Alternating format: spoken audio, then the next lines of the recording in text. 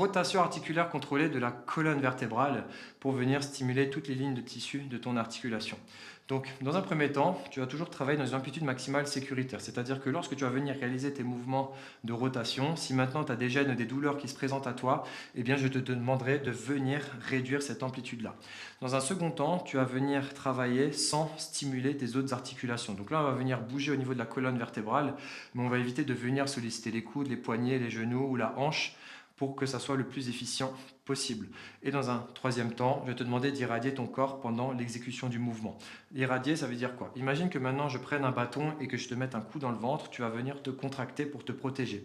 J'aimerais que tu puisses maintenir cette contraction pendant tout le long du mouvement en faisant tes rotations et avec une intensité entre 30 et 50%. Donc sans plus attendre, réalise cette séquence exactement en même temps que moi. Donc ici, on va venir espacer au niveau des pieds.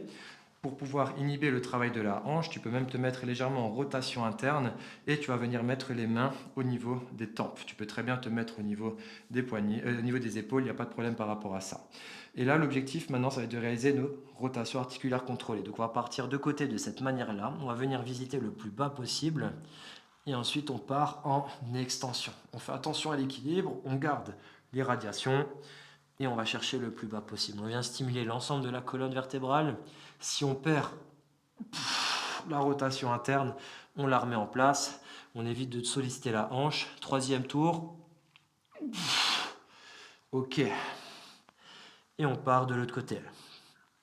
Donc on vient vraiment visiter tout ce que nous propose la colonne vertébrale. Premier tour. J'enchaîne avec le deuxième. Troisième.